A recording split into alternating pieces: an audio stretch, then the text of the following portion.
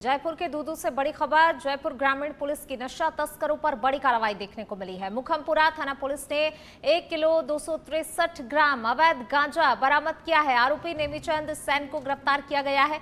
आरोपी के खिलाफ एनडीपीएस एक्ट में मामला दर्ज भी कर लिया गया है। एसपी हनुमान प्रसाद के निर्देशन में इस पूरी कार्रवाई को अंजाम दिया गया। गठित पुलिस टीम ने प्रभावी कार्रवाई की है। अवैध गांजे की खरीद फरोख्त को लेकर फिलहाल आरोपी से लगातार पूछताछ जारी है। मादक पदार्थ तस्करी के नेटवर्क की जांच में पुलिस जुटी हुई है।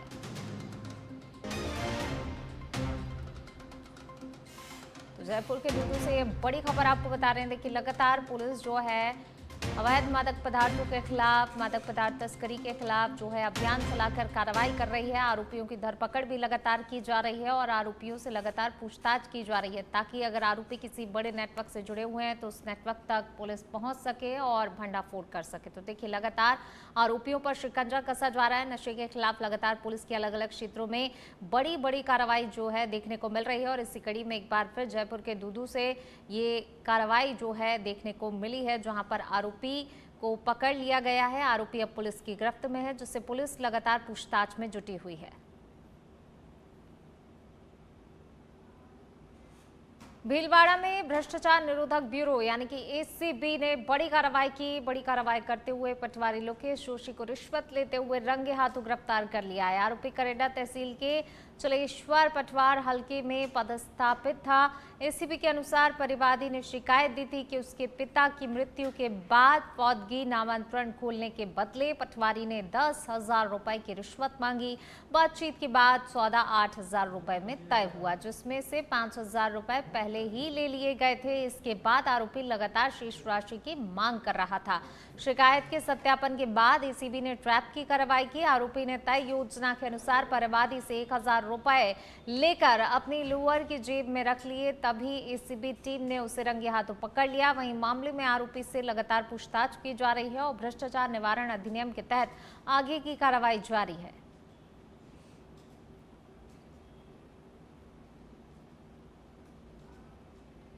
झालावाड़ जिले के खानपुर क्षेत्र के गोलाना गांव में प्लॉट विवाद ने खूनी रूप ले लिया। जमीन के प्लॉट को लेकर हुए विवाद में एक युवक पर अपने ही चाचा नेमीचंद ब्रैगर पर चाकू से हमला करने का आरोप है। हमले में गंभीर रूप से घायल नेमीचंद को तत्काल झालावाड़ जिला अस्पताल ले जाया गया, जहां चिकित्सकों ने उन्हें मृत घोषित कर दिया। घटना के बाद गांव में सनसनी फैल गई। सूचना मिलते ही खानपुर थाना पुलिस मौके पर पहुंची।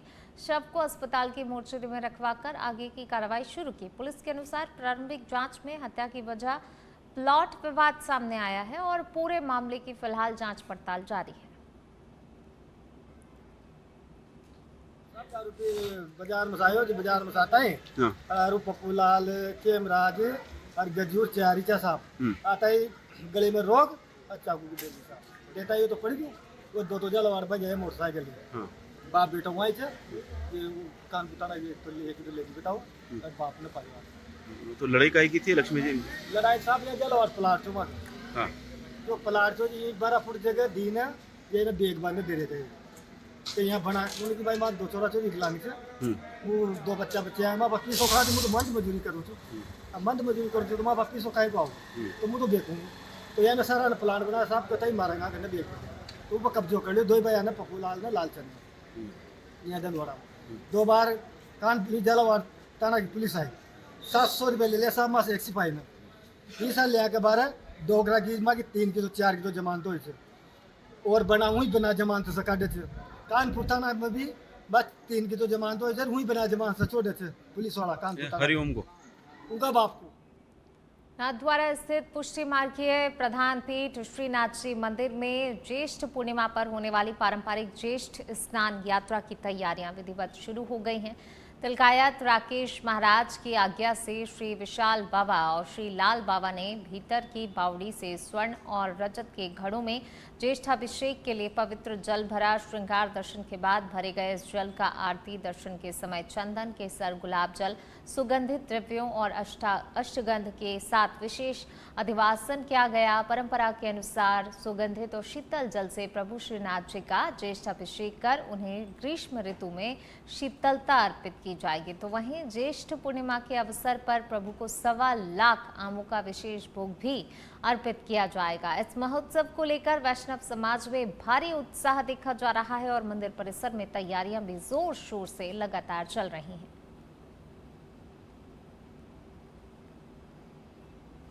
मिश्री जी की सेवा का लाभ मिला है और स्नान यात्रा का जल करने के लिए जा रहे हैं। बीकानेर से खबर है, जिले में 130 प्रकरणों के जब्त शुदा मादक पदार्थों का निस्तारण ड्रग्स डिस्पोजल कमेटी ने नियम अनुसार कराया नष्टीकरण। नष्ट किए गए मादक पदार्थों की अनुमानित कीमत 3.21 करोड़ रुपए से अधिक। एसपी मृदुल कच्छावा और एएसपी सिटी चक्रवर्ती सिंह राठौर इस दौरान मौजूद रहे। 2013 किलोग्राम डोडा पोस्त नष्ट किया गया है। 10.767 किलोग्राम गांजा, 302.73 ग्राम एमडी और 343.54 ग्राम स्मैक का नष्टीकरण किया गया है। 54.83 ग्राम एमडीएमए और 59 नशीली गोलियां भी नष्ट की गई हैं। निर्धारित प्रक्रिया के तहत ड्रग्स डिस्पोजल की कार्रवाई संपन्न।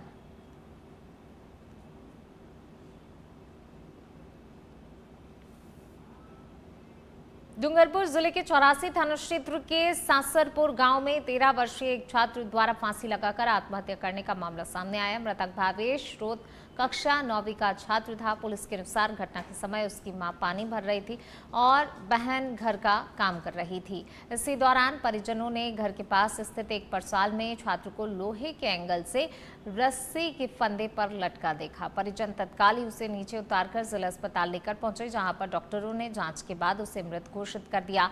सूचना पर पुलिस अस्पताल पहुंची और शव को मोर्चरी में रखवाया गया। पिता के अहमदाबाद से लौटने के बाद पोस्टमार्टम कर शव परिजनों को सौंप दिया गया। फिलहाल आत्महत्या के कारणों का खुलासा नहीं हो सका है। 84 थाना पुलिस ने मामला दर्ज कर जांच पड़ताल शुरू कर दी है।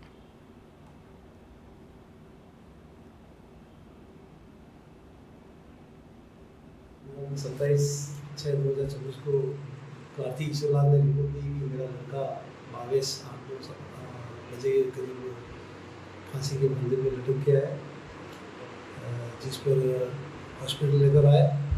डॉक्टर साहब ने मृत घोषित कर दिया, जिसकी डेड बॉडी यूनिवर्सिटी में शिफ्ट करवाई। इसकी रिपोर्ट पर पीएम कराया गया। बाद पीएम अंतिम संस्कार के लिए लाश को सुपुर्द किया गया। आगे जांच जारी है। यही बताया वो भी घटना से अभी भी है, जो भी वो जांच करते हुए। पाली जिले के सोजत रोड थाना क्षेत्र के कारिया सोढ़ा गांव में शादी समारोह के दौरान हुए विवाद में एक युवक की मौत का मामला सामने आया है।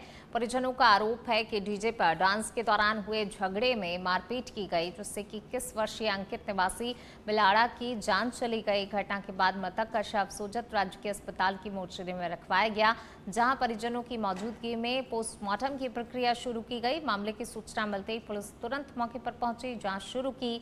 सोजत रोड थानाधिकारी कमला लोहार पूरे मामले की जांच पड़ताल में जुटी है।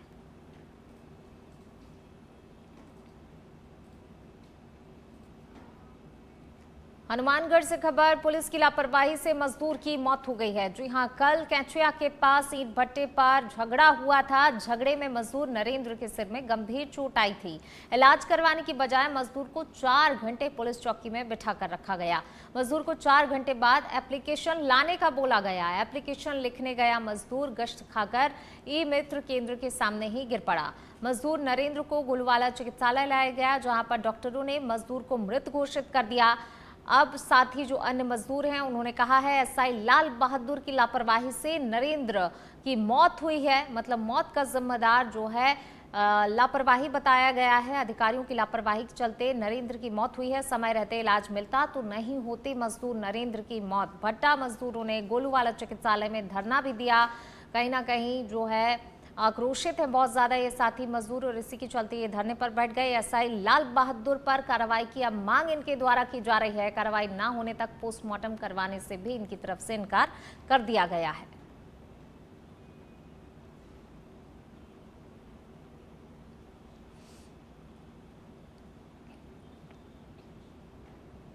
साथ थी, उन दोनों को ऐसे पार्क में बैठा दिया। पार्क तो है नहीं, थोड़ी बहुत छां है उसमें बैठा दी, धूप भी है, छां भी उसमें बैठा दिया। वो वहीं पड़ा रहा। कितनी देर बिठाया? 2 बजे तक।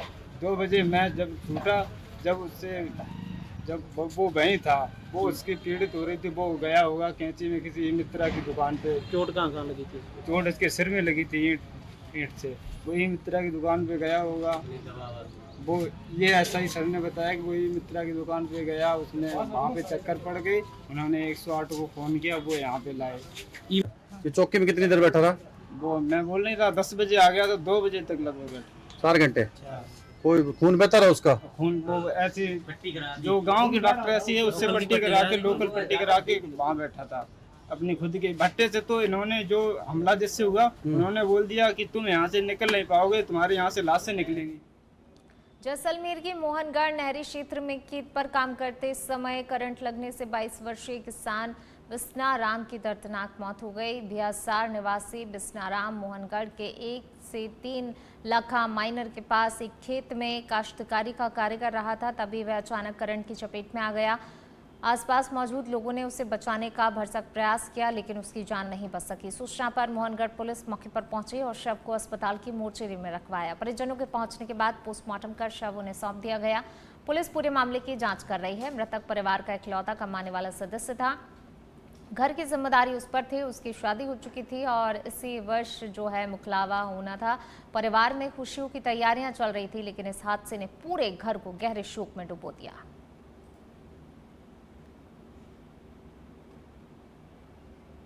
विष्णु हमारे 2 साल से खेत में काम कर रहा था। सुबह इसको अचानक कोई करंट आने से आस पड़ोस ने हमको जानकारी दी कि आपके काश्तकार है जिसको 11-11 से करंट आ चुका है। तो हम मौके पर गए वहाँ पर, तो वहाँ पर पुलिस बुलाई और पुलिस आके मौका मुआवजा किया तो वहाँ पे ही खत्म हो गया था। फिर यहाँ हॉस्पिटल लाए और परिजन उसके भी आए, पोस्टमार्टम करवाई गई। मोहनगढ़ में तो कृषि का काम कर रहे थे। कितने साल से? यह तो 3-4-5 साल से। हाँ, घर का एक छोटा भाई है, बिल्कुल छोटा है, 3 बहना है और इसका माँ बाप है। इसकी बहुत डाउन है घर की। हाँ, शादी तो इसकी पहले हुई थी। हाँ। हमारे विष्णु समाज में पहले हो जाती है, अभी इसका मुकला वाला ना आता, तैयारी चल रही थी। किसी पे आपको शक होगा? नहीं, शक होगा किसी।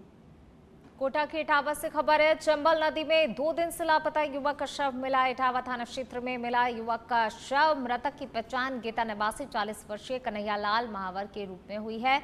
हवा खेड़ली के पास नदी में शव होने की सूचना मिली थी। सूचना पर इटावा पुलिस तुरंत मौके पर पहुंची। पुलिस ने शव की शिनाख्त कर आगे की कार्रवाई शुरू कर दी है।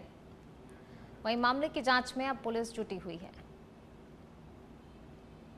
तो इटावा थाना क्षेत्र में युवक का शव मिला। घटना की जानकारी मिलते ही पुलिस तुरंत ही जो है घटनास्थल पर पहुंची और इस पूरे मामले की तफ्तीश शुरू कर दी गई है।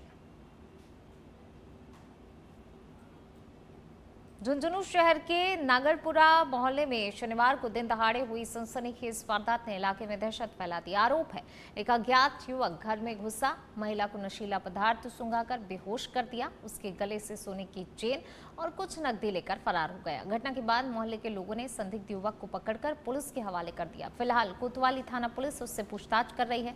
जानकारी के अनुसार कारुटिया रोड स्थित नागरपुरा मोहल्ले में रहने वाली दीपाली शुक्ला शनिवार को घर की छत पर बने अपने कमरे में साफ सफाई कर रही थी। इसी दौरान एक अज्ञात युवक छत के रास्ते घर में दाखिल हुआ। पीड़िता के अनुसार युवक ने उन्हें कोई नशीला पदार्थ सुंघाया जिससे वह बेहोश हो गई। इसके बाद युवक उनके गले से सोने की चेन, घर में रखी नकदी लेकर फरार हो गया। कुछ देर बाद दीपाली को होश आया तो वह नीचे पहुंची और अपनी सास उषा को पूरी घटना की जानकारी दी। 11 बजे 11:30 बजे के आसपास की बात है। छोटे भाई की विशेष के ऊपर छत पर कपड़ा सुपारी की धो रही थी, कुछ कर रही थी, इतना में ऊपर बगल की छात से और एक जनों को ही आयो और आज कभी के कुछ सुंघायो के करो भी बेहोश टाइप करके और जड़ से सोने की चेन तोड़ कर बोलती चले, साथ में कुछ नकदी भी बोलो और लगभग भी ना सब गली में भी न दिखा तो लगभग एक नतीजे पर पहुंचे कि युवक ने पकड़े भी गए बात संदिग्ध भी हो गए, भी कंफर्म को नहीं, लेकिन वो लागे कि लगभग संभावना की कोई करिए। कमरे में थी और साफ सफाई कर रही थी, पीछे से क्या पता वो कौन था और आके चैन तोड़ गया और मेरे कहना नरम वाली सुंघा के मेरे को बेहोश कर गया। आधे पौन घंटे में मेरे को चेता आया तो मैं गले का हाथ लगाया तो चैन नहीं, मैं रोती रोती नीचे आई मेरी माँ के पास, इतना मुँह बेहोश हो गई। ये मेरी बहू है, तो ये ऊपर अपने कमरे में सफाई करने गई हुई थी तो पीछे से ऊपर बगल वाली छत से एक आदमी आया। तो इसने मेरे को तो इसने ही आके बताया कि मम्मा एक आदमी आया और उसने मेरी चैन तोड़ के मेरे को रुमाल लगा के बेहोश कर दिया और मेरी चैन तोड़ के ले गया। फिर ये रोती रोती नीचे आई मेरे पास।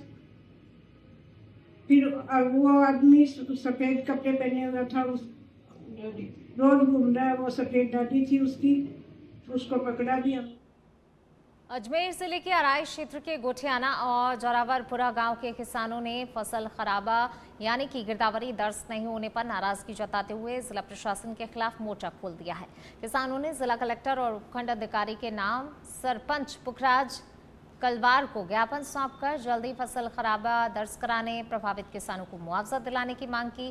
किसानों का कहना है समय पर गिरदावरी नहीं होने से उन्हें सरकारी सहायता और राहत राशि का लाभ नहीं मिल पाएगा। ग्रामीणों ने प्रशासन को 2 दिन का अल्टीमेटम देते हुए चेतावनी दी है। यदि तय समय में कार्रवाई नहीं हुई तो 29 जून को आयोजित होने वाले ग्रामीण प्रशासनिक सेवा शिविर का बहिष्कार किया जाएगा। इस दौरान किसानों ने शीघ्र सर्वे कर फसल खराबा दर्ज कराने की मांग दोहराई। ज्ञापन सौंपने के दौरान क्षेत्र के कई किसान और समाज सेवी मौजूद रहे। ज्ञापन दिया गया, यह ज्ञापन किस मांग का था?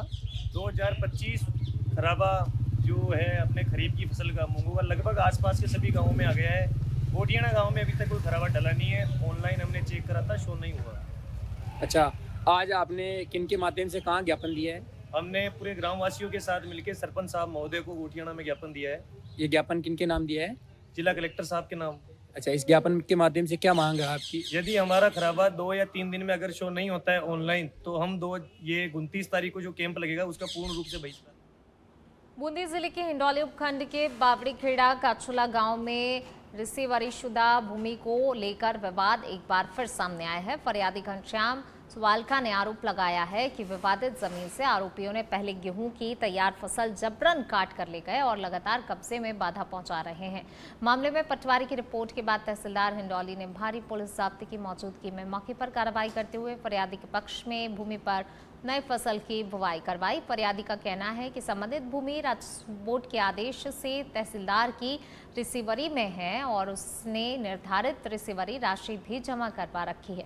इसके बावजूद भी विरोधी पक्ष पर फसल नष्ट करने, चोरी करने, मारपीट और धमकाने के आरोप लगाए गए हैं। मामले को लेकर राजस्व विभाग और पुलिस स्तर पर नियमानुसार कार्रवाई जारी है।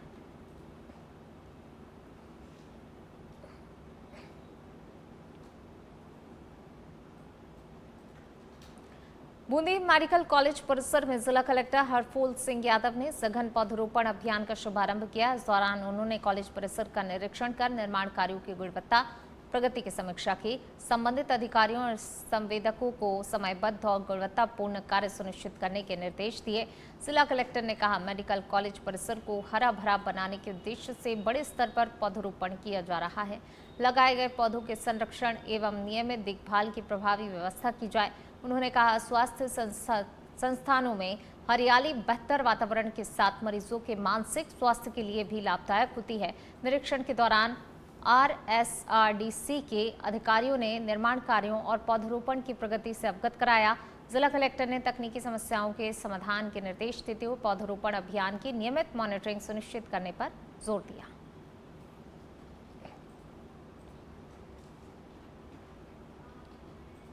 खबर जालौर के भीनमाल से, जहां पर नगर पालिका में उस समय हड़कंप मच गया जब अधिशासी अधिकारी तेजराज भंडारी को सेवानिवृत्ति से महज 3 दिन पहले निलंबित कर दिया गया। तेजराज भंडारी 30 जून को सेवानिवृत्त होने वाले थे। नगर पालिका में उनके विदाई समारोह की तैयारियां चल रही थी, लेकिन शनिवार को स्वायत्त शासन विभाग के निदेशक द्वारा जारी आदेश के बाद पूरा घटनाक्रम ही बदल गया। आदेश में बताया कि उनके विरुद्ध अनुशासनात्मक कार्रवाई विचाराधीन होने के कारण उन्हें तत्काल प्रभाव से निलंबित किया गया है। निलंबन अवधि के दौरान उनका मुख्यालय स्थानीय निकाय विभाग जयपुर रहेगा और उन्हें नियमानुसार जीवन निर्वाह भत्ता दे होगा। सेवानिवृत्ति से ठीक पहले हुई इस कार्रवाई से नगरपालिका और प्रशासनिक हलकों में दिन भर चर्चाओं का दौर चलता रहा।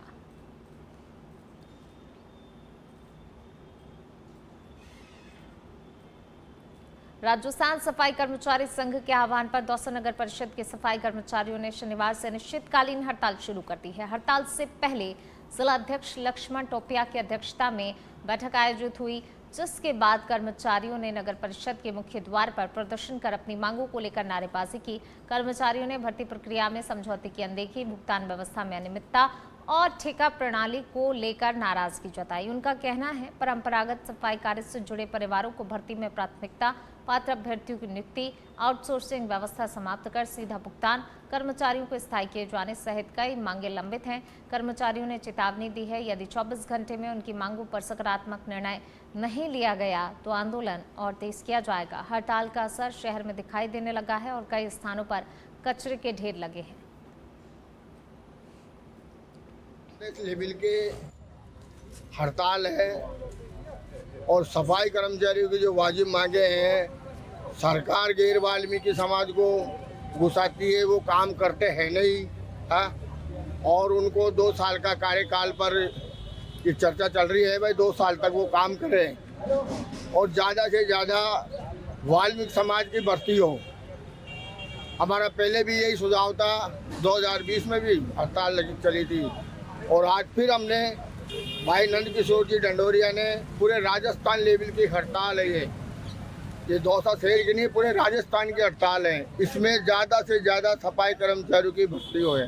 इसमें अस्थायी भी है, अस्थायी और ठेकेदार के सारे लोग हम में शामिल हैं। तो ठेकेदार के कर्मचारियों का 5-5 साल का GPF हो गया, समय पे तनख्वाह नहीं मिल रही, मतलब उनको काम पे ठेकेदार के आदमी काम कर रहे हैं और तनख्वाह अन्य लोगों के खाते में जारी है। ठेका प्रथा समाप्त की जाए।